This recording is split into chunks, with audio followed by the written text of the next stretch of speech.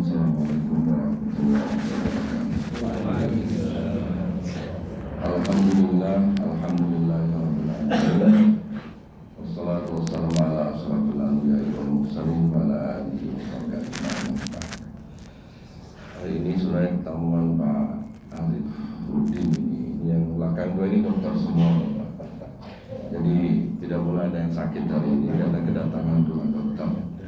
Semua beda kelasnya. Kita hajinya haji biasa, yang ini plus. Haji itu kan yang 50 katanya surga Pak ya. Nah kalau Pak Safik itu surganya tingkat pertama. Pak Arifudin surganya lantai 2 gitu. Itu bedanya karena hajinya plus yang diurus. Bapak Ibu sekalian, seandainya tahu Pak Arif mau kesini, ini sering sama-sama ngisi di Ahmad Dahlan. Beliau dengan saya sering ngisi di Ahmad Dahlan. Kalau tahu kesini sebenarnya saya amanatkan langsung gitu kan untuk bisa mengisi. Bapak Ibu sekalian, melanjutkan kajian kita karena kita sudah kemarin mempelajari surat Al-Fatihah, surat yang sering kita baca, maka kita lanjutkan ini. Mudah-mudahan bisa selesai di hari ini, dan hari-hari yang lain mungkin kita akan bahas yang lain. Ibu-ibu yang di belakang terdengar? Alhamdulillah. Suaranya agak besar ini ya. Iya, pakai bassnya terlalu besar, ini perlu dikecilin. Yang dulu kita sudah, tapi ibu-ibu dengar nggak dulu ya? Kita sudah membahas 2 ayat sebenarnya. Ya, 2 ayat. Alhamdulillahirabbil alamin, Ar-Rahmanir-Rahim. Dari itu mari kita akan mulai dari Maliki Yaumiddin. Tapi seandainya ibu-ibu yang belum sama sekali, ya kita coba ulas sedikit-sedikit ya. Mudah-mudahan agak nyambung. Bapak Ibu sekalian, Al-Fatihah itu seperti dulu pernah saya ceritakan, bukan surat pertama turun, tetapi memang Allah meminta Nabi kita Muhammad SAW untuk meletakkan surat ini di paling depan dalam proses penyusunan kitab ini. Ayat ini dimulai dengan Bismillah. Bismillah itu dalam bahasa kita dengan makna Bismillah dengan nama Allah.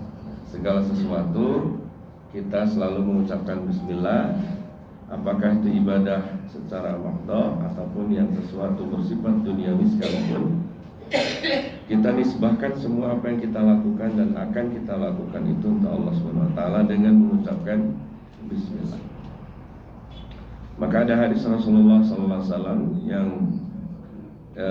berbunyi, kullu amrin dibalin, segala sesuatu yang mempunyai manfaat, sesuatu yang berguna, lam yubda bi bismillahi, tanpa diberikan bismillah, tanpa diucapkan bismillah, bahwa yaqta, maka itu menjadi putus. Putus apa maksudnya? Putus dari rahmat Allah. Kalau kita makan tanpa bismillah, berarti itu urusan kita dengan nasi saja. Tapi kalau pakai bismillah, itu sudah mengurusi kita nasi dengan Allah. Gitu ya. Jadi makan kita dicap sebagai ibadah. Sekali lagi, kulu tadi dibalin, ya, kulu amrin dibalin, segala sesuatu yang bermanfaat, sesuatu yang memberikan manfaat pada kita. Lam yubda, tidak pernah atau belum diucapkan bismillah di dalamnya, bahwa yaqta. Yaqta itu atau dikatakan bahasa lain abtar, bahwa abtar itu putus, seperti anjing yang putus buntutnya, seperti kucing yang putus buntutnya. Tetapi maksud di situ adalah bahwa putus di situ adalah putus dari rahmat Allah. Maka mau minum bismillah, minum itu adalah pekerjaan duniawi, tetapi ketika pakai bismillah sudah mendapatkan pahala ukhrawi. Mau makan itu pekerjaan duniawi, tapi kalau sudah bismillah maka menjadi pekerjaan ukhrawi. Niatnya bismillah, minum supaya sholatnya menjadi kuat, badannya jadi sehat. Makan bismillah, makan, mudah-mudahan dengan makan ini sholat saya menjadi kuat, tambah rakaatnya, tambah kehusuannya. Insya Allah semua menjadi amal ibadah kita. Kemarin sudah diterangkan kata alhamdulillah. Mudah-mudahan Bapak yang di sini yang kemarin mendengar juga masih ingat. Alhamdulillah itu sering diterjemahkan dalam bahasa Arab dengan istilah, dalam penerjemahan Departemen Agama itu sering disebut dengan kata, diterjemahkan dengan segala puji. Padahal kata hamdun sebenarnya dalam bahasa Arab artinya puji saja. Tapi dari mana istilah segala puji itu? Segala puji itu muncul maknanya dari kata alif lam yang ada di dalam hamdun itu. Alif lam itu di situ maknanya alif lam lil istighraq dalam bahasa Arab. Alif lam itu macam-macam, Pak. Alif lam li ta'rif itu ya. Kemarin sudah mudah-mudahan lupa biasanya lupa. Yang lupa nggak apa-apa, yang penting hari ini ingat ya. Besok lupa lagi nggak apa-apa. Yang penting pahalanya sudah dapat. Alif lam misalnya li ta'rif. Alif lam lagi li ziyadah, tambahan saja juga boleh. Dan yang ini nanti kalau ditanya alif lam apa ini, kok penerjemahannya menjadi segala puji, itu namanya alif lam lil istighraq. Nah, gimana Pak? Lil istighraq. Pak, geser ini masih kosong Pak.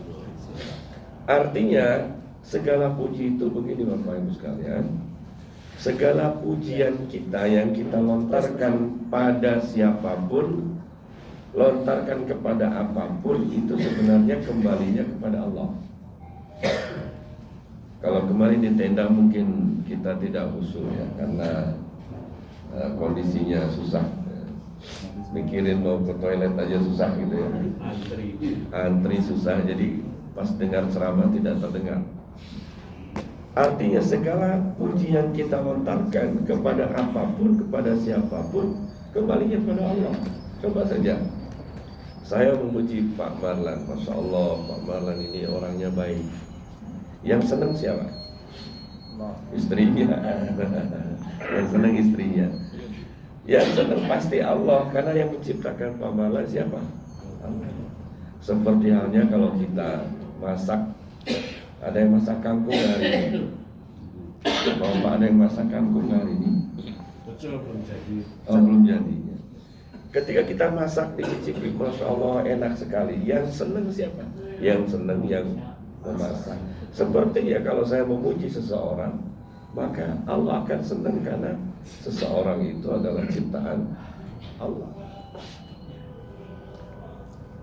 Kalau kita ke pantai mengatakan betapa indahnya pantai ini, kalau kita ke gunung mengatakan betapa indahnya gunung ini, yang bangga, yang senang adalah Allah, karena yang menciptakan gunung, pantai, hewan, manusia, semuanya Allah. Maka banyak-banyak memuji Bapak Ibu sekalian. Banyak memuji, karena ketika memuji orang itu sebenarnya kembalinya pada Allah. Puji manusia terhadap manusia lainnya kembali pada Allah. Puji manusia terhadap barang-barang yang lain, benda-benda mati, itu juga kepada Allah. Apalagi puji Allah terhadap manusia. Contohnya Allah memuji Nabi kita Muhammad sallallahu alaihi wasallam. Coba Nabi Muhammad itu dipuji sama Allah. Innaka sesungguhnya engkau Muhammad la ala khuluqin azim. Akhlakmu itu sangat agung sekali. Nah, Allah kok memuji Nabi, Allah kok memuji makhluk. Ya memang begitu. Tapi jangan lupa ketika Allah memuji makhluknya, kembali lagi pada Allahnya sendiri, karena yang membuat makhluknya adalah Allah. Itu makna dari alhamdulillah. Di situ segala puji lillahi, kepunyaan Allah.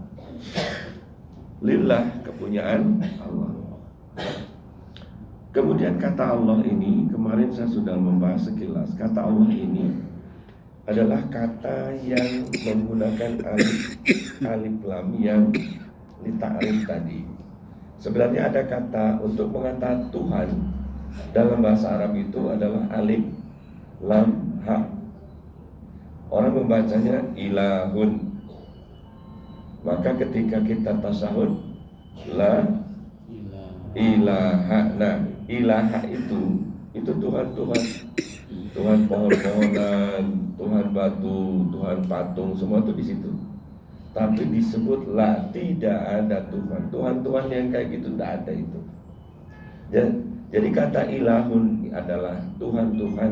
Nah kemudian kalau sudah alif, ilahun itu ditambah alif lam, jadi Allahu. Nah itulah Tuhan yang sesungguhnya. Sekali lagi, untuk menyatakan bahwa Tuhan, bahasa Arabnya adalah ilahun, alif lam ha. Tapi ini Tuhannya bersifat umum. Pohon bisa jadi Tuhan, batu bisa jadi Tuhan, harta bisa jadi Tuhan, manusia bisa jadi Tuhan. Fir'aun menganggap dirinya Tuhan, itu ilahun, Tuhan secara umum.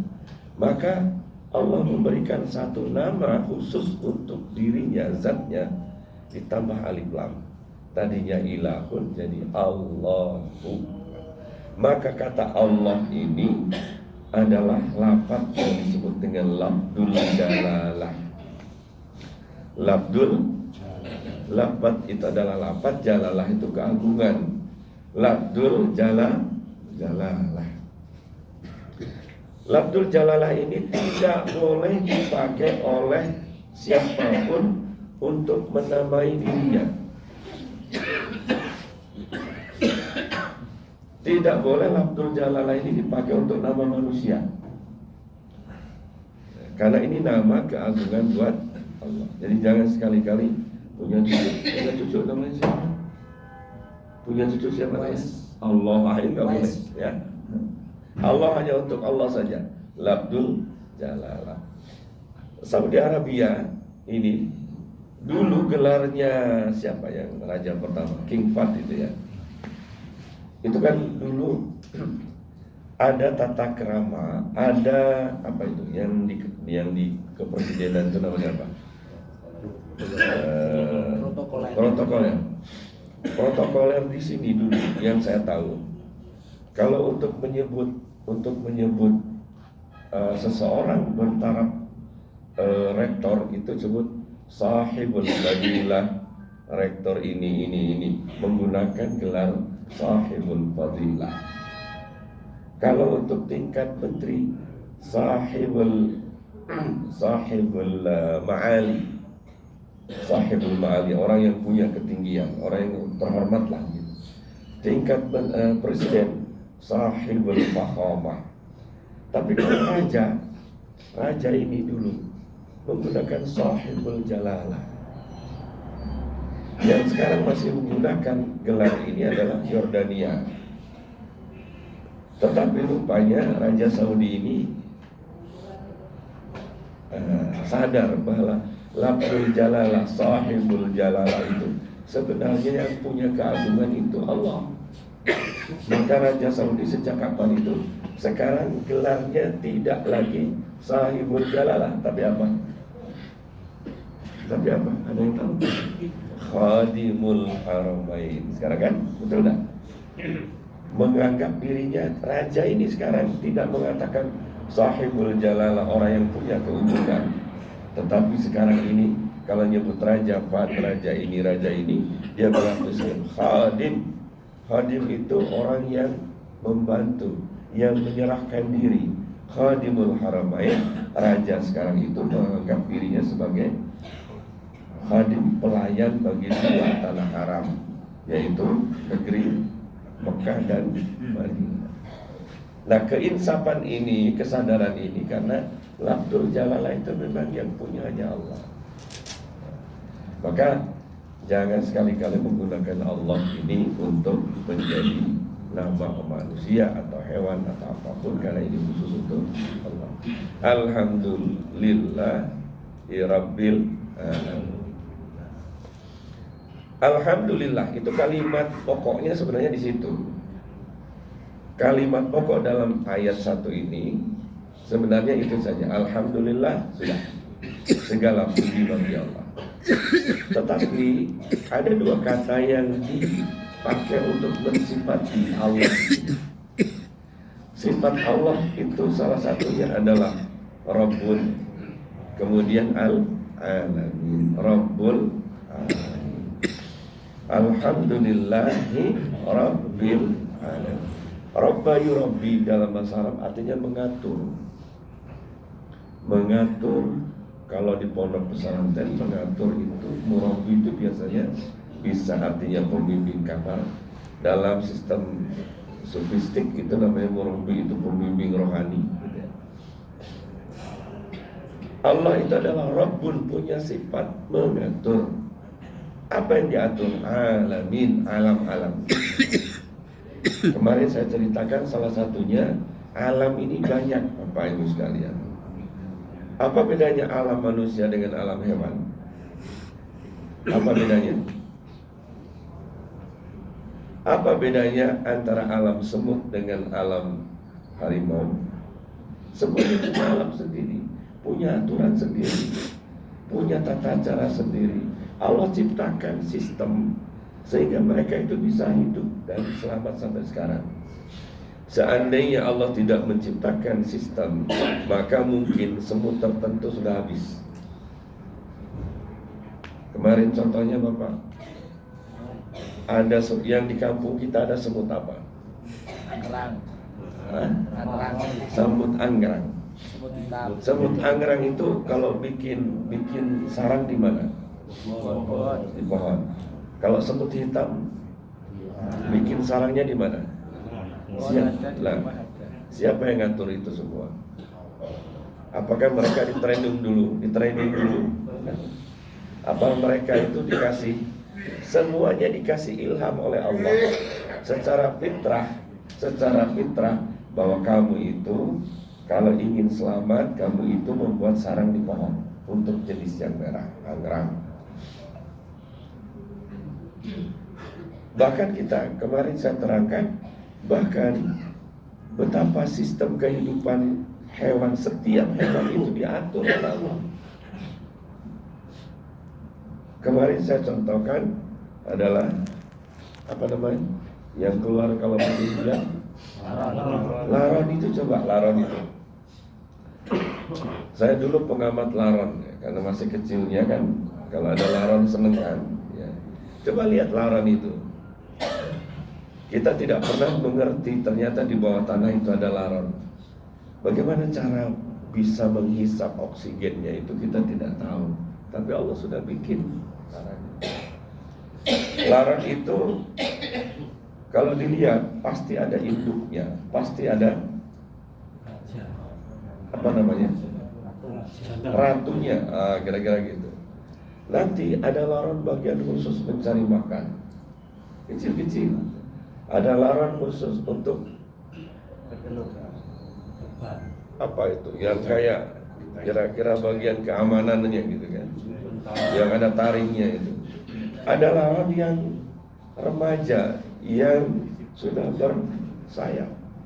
Ketika musim hujan, tanahnya menjadi empuk, dibikin lubang, diterbangkan dia, dikasih kesempatan untuk apa? Untuk bisa terbang mencari sarang-sarang baru, membuat komunitas, membuat grup-grup laron baru.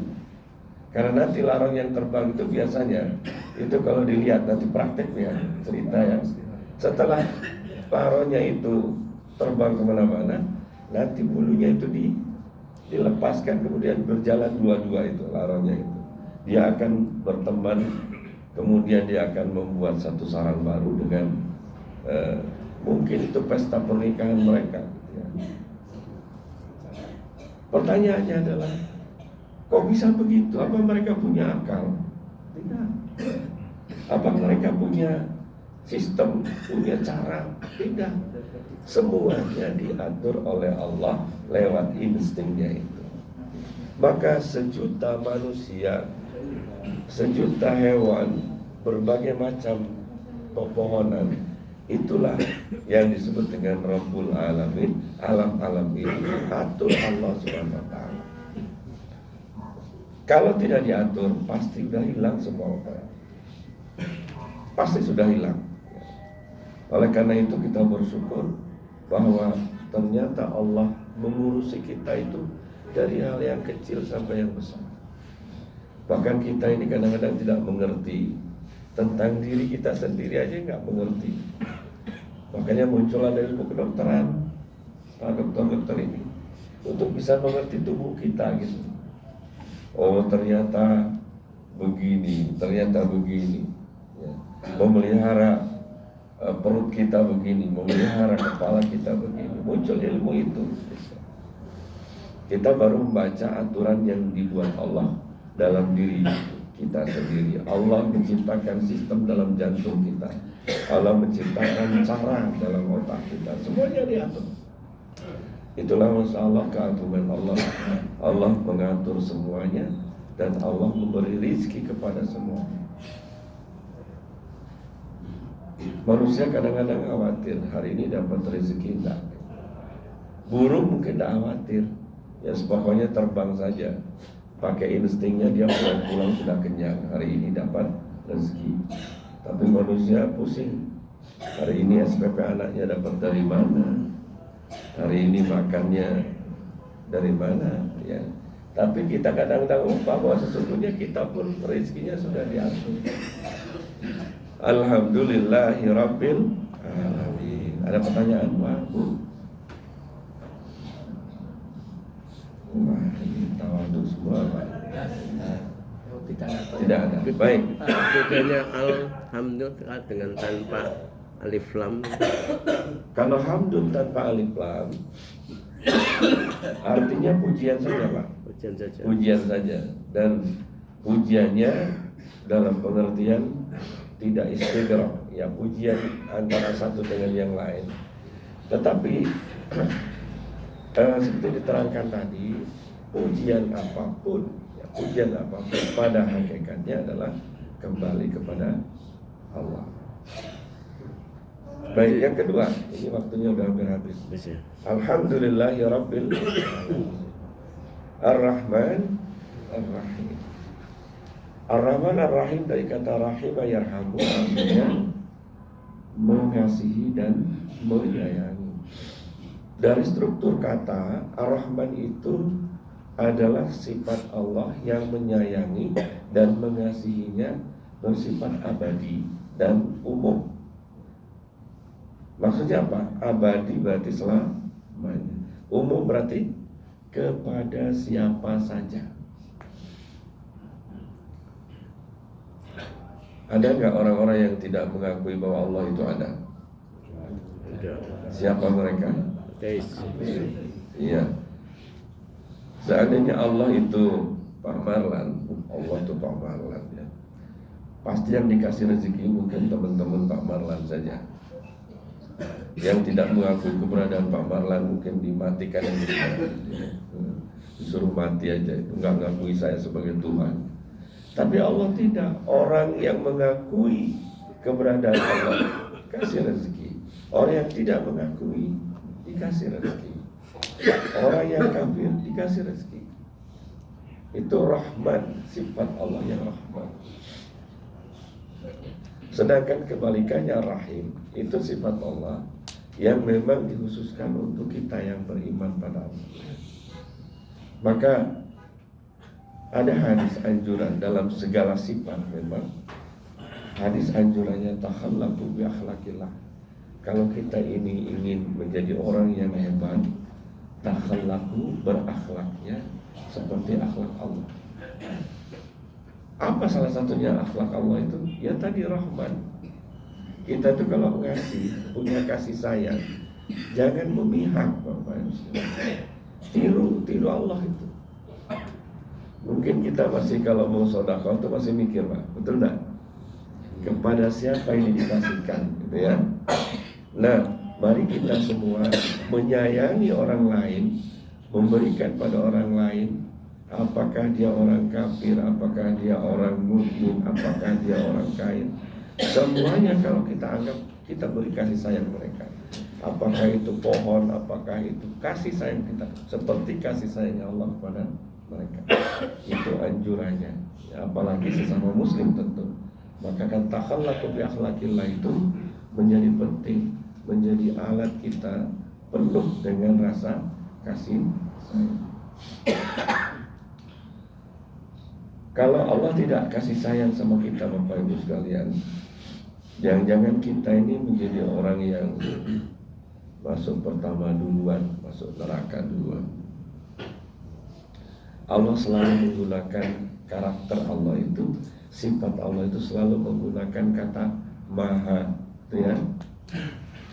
Kata maha itu biasanya terungkap di dalam beberapa struktur kalimat. Misalnya Allah maha pengampun, ya. Struktur kalimatnya beda. Untuk pengampun, penyayang, memberikan maaf itu biasanya Allah menggunakan tasdid. Ya. Contohnya maha pemberi maaf, namanya Afuwun. Kita sering doakan ketika kita bulan puasa. Doanya gimana, Pak? Allahumma innaka afuwun tuhibbul afwa fa'fu anni. Afuwun itu pakai tasdid ya? Betul enggak? Iya. Pakai tasdid, Pak. Apa fungsi tasdid di situ? Itu menunjukkan litasdid, menunjukkan bahwa tidak ada batas memberi pengampunan. Allahu Ghafurur Rahim. Ghafur itu artinya Allah tidak pernah memberi batas dalam memberikan maghfirahnya. Tabun, jadi tawwab, pakai tasdid lagi. Itu menunjukkan Allah tidak pernah ada batas dalam memberikan taubat. Kalau Allah itu seperti kita, ngasih maafnya sekali saja, ngasih ampunannya sekali saja, insya Allah kita masuk neraka semua. Maka ada istilah taubat sambal itu. Kenapa? Karena memang Allah tuh kapanpun diminta ampun, Allah kasih ampun. Kalau Allah menggambarkan dalam Quran dengan mengatakan kata Ghafirun, itu berarti ngasih ampunnya sekali saja. Wah, kita masuk neraka semua. Ada yang di sini pernah melakukan kesalahan berapa kali di sini? Berapa kali? Ada yang taubat sambalnya berapa kali? Kalau Allah mengatakan dirinya Ghafirun, itu sekali saja. Kamu salah, sudah. Hari ini ampuni, besok tidak. Kita masuk neraka berbondong-bondong masuk neraka. Tapi Allah itu Ghafur, Allah itu memberi maafnya tidak ada batas, memberi kasih sayangnya tidak ada batas. Nah, ini sekali lagi anjuran dari Nabi, kalau bisa manusia itu ya tiru Allah lah. Kalau ngasih maaf itu ya jangan pakai batas. Sabar ya sabar. Nah, itu kan Ada batasnya. Ada batasnya. Nah, Allah tidak ada batasnya. Semua yang minta maaf kita maafkan. Bahkan orang sebelum mengucapkan maaf pun kita sudah maafkan. Bahkan bagus lagi, sebelum orang minta maaf kita doakan. Ada beberapa Al-Quran yang mengatakan fa'fu anhum wastaghfir lahum. Ini Nabi pernah diperingatkan oleh Allah SWT. Fabi rahmatin minallahi. Nabi, bahasa kita begini, Nabi, kamu itu sama seperti manusia. Kamu marah ya biasa, karena kamu manusia juga gitu. Tetapi Nabi itu bisa menjadi rahmat, bisa menjadi lembut kepada orang lain, kepada umatnya. Itu fabi rahmatin minallah. Sesungguhnya Nabi itu jiwanya, hatinya sudah diberi rahmat oleh Allah. Maka diperingatin oleh Allah, fa in kunna fatan ghalidal qalbi. Kalau kamu bersifat kasar pada hamba-hambaku, lampantu min hauli, pasti mereka akan pergi. Itu udah diancam begitu. Artinya perintah pada Nabi untuk bisa menjadi orang yang paling mudah memaafkan, supaya nanti umat kita semua sekarang terbukti banyak orang yang masuk Islam Karena Nabi sangat memberikan ampunan dan maaf kepada orang lain. Nah, di situ maka Bapak Ibu sekalian, ini bisa dicerminkan di kampung kita, di rumah kita, di rumah kita, di kampung kita. Jangan kita pelit-pelit dalam memberi maaf. Masih ada tetangga yang belum akur sekarang? Kita orang beriman, kita orang beriman, tapi kadang-kadang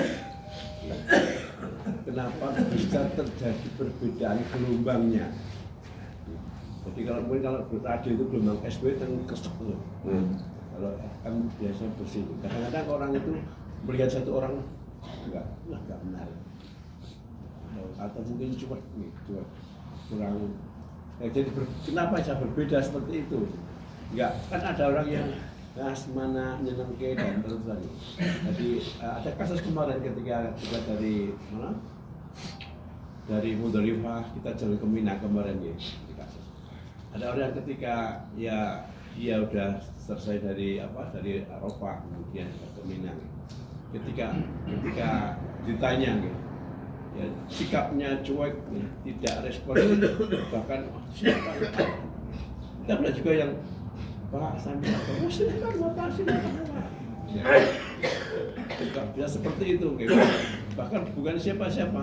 Bapak di sini saja di sini nanti diantarkan di fasilitas dan semuanya. Kenapa bisa berbeda seperti itu, nggih? Keimanan hati seseorang yang semuanya beriman, semuanya. Kenapa bisa berbeda? Terima kasih. Terima kasih, ini pertanyaan yang baik. Dalam kenyataan, pertama tentu imannya sudah kan. Tapi kan nanti aplikasi kualitas imannya berbeda. Ya, itu bisa dijawab dari sisi itu. Jadi penerapan keimanannya itu berbeda antara satu dengan yang lain. Ada juga yang bisa menjawab begini Bapak, bahwa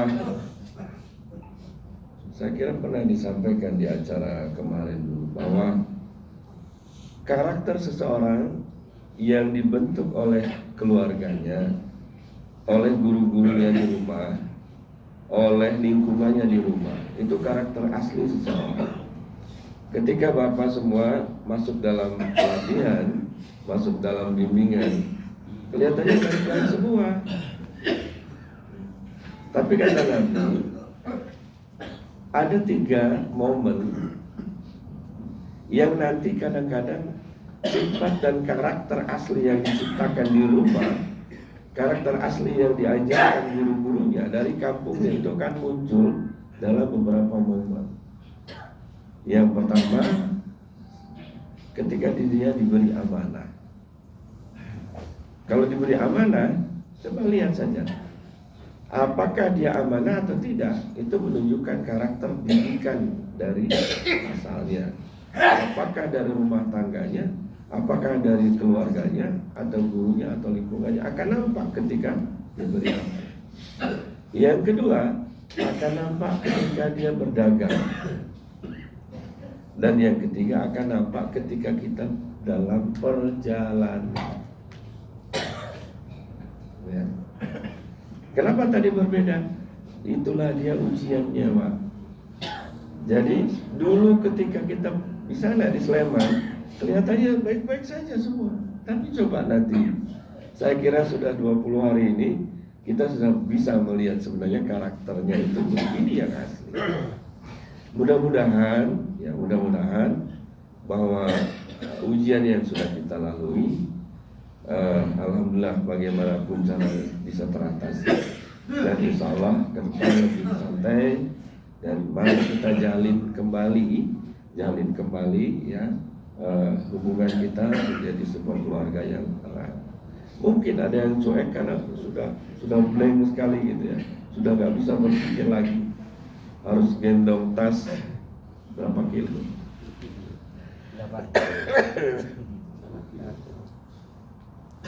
Gitu Pak ya. Ada lagi? Masih ada 10 menit. Kalau tidak ada saya teruskan, karena itu mengulangi yang lalu. Ar-Rahmanir Rahim, kemudian ada kata Maliki Yaumiddin. Maliki Yaumiddin dalam beberapa mufassir ditafsirkan atau dibaca dengan dua cara. Ada yang membaca secara panjang Malik, ada yang membaca secara Malik.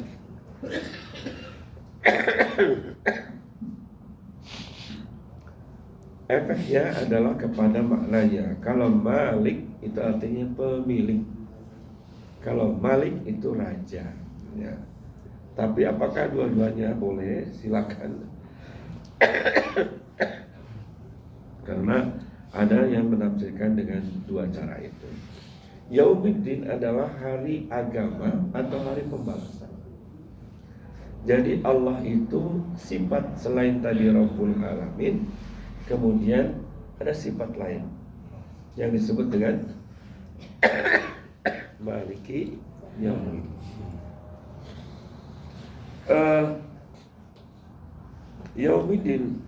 Yaumiddin atau Yaum, hari pembalasan, hari yang seadil-adilnya, itu harus diadakan dalam hidup ini. Mengapa? Mengapa harus ada hari di mana semua orang itu mendapatkan haknya dan semua orang mendapatkan hukuman sesuai dengan apa yang dia lakukan? Jawabannya paling mudah, karena di dunia ini Bapak Ibu sekalian, di dunia ini tidak pernah ada keadilan yang tidak akan tercapai kesempurnaan keadilan di sini. Bagaimana mengadili hal yang kecil apalagi yang besar? Kita dapat di penjara orang maling ayam masuk penjara, orang maling apa Pak? Maling tambang tidak masuk penjara. Ada malingnya secara halus, ada malingnya secara kasar. Kita bisa menyaksikan para koruptor masuk penjara dengan begitu enak, seperti di hotel, tetapi maling ayam di penjara yang susah. Adilnya manusia tidak akan nyampe kepada itu. Saya dulu pernah begini, bagaimana mengadili, bagaimana mengadili begini hal-hal kecil misalnya.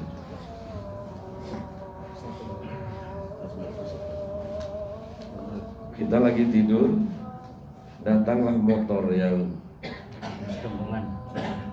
gelombongan itu. Polisi nggak mau nyetop, dan bahkan polisi mungkin, Bapak kalau kira-kira ada yang gelombongan itu terganggu nggak? Terganggu nggak? Belum makan ya kayaknya. Makan siang. Kecapean, belum makan, pilek dulu, kumpul semua. Saya selalu resah karena rumah saya itu pinggir jalan. Dalam hati itu mangkal sekali. Cuma kan kita nggak bisa mengadili orangnya saja. Kok bisa itu? Apa telinganya supel apa gimana itu mereka itu? Kok bisa-bisanya mendengar suara kayak gitu? Hatinya sudah mati, merasa kayak gitu tidak mengganggu orang lain. Lalu siapa yang akan nyadini? Di kali kesempatan yang lain, tahun awal ketika saya bus kota di Jogja itu kan kebulnya sangat banyak ya. Saya pakai motor si Pitung tahun berapa itu, tahu-tahu ngerem dia, ngerem. Kita kan ngerem mendadak juga di belakang. Sudah ngerem mendadak, ngalanginya itu bukan pakai tangan ngeremnya, pakai kaki itu, apa namanya, keneknya itu. Setelah itu kita diambil sebulan bus kena muka semua. Saya mau minta keadilan kemana? Ke keadilan mana? Ke lembaga mana? Oleh karena itu, kenapa pengadilan itu harus ada? Maliki Yaumiddin itu harus ada, karena diperlukan untuk mendapatkan keadilan semuanya. Karena Allah Maha Adil. Maka Maliki Yaumiddin di sana nanti tidak ada presiden yang tidak akan mempengaruhi keputusan hukum. Presiden tidak ada. Ya, Presiden Amerika yang sekarang ini seperti itu mempengaruhi hukum internasional, besok tidak bisa apa-apa. Harus ada malik yang sesungguhnya, harus ada raja yang sesungguhnya yang bisa membuat keadilan yang sesungguhnya. Maka dua sifat Allah dalam surat Al-Fatihah, pertama Rabbul Alamin, kemudian Maliki Yaumiddin. Alhamdulillahirabbil alamin. Saya kira itu nanti kita teruskan lagi sampai selesai, waktunya tersedia walaupun sedikit.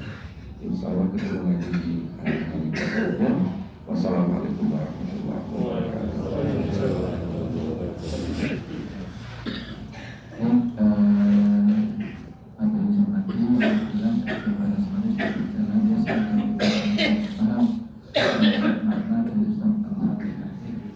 Ucapkan Islam pada satu kesimpulan kemudian materialnya bagi kita sebagai semakin beriman, semakin mantap dalam menjalankan Allah Subhanahu wa Ta'ala.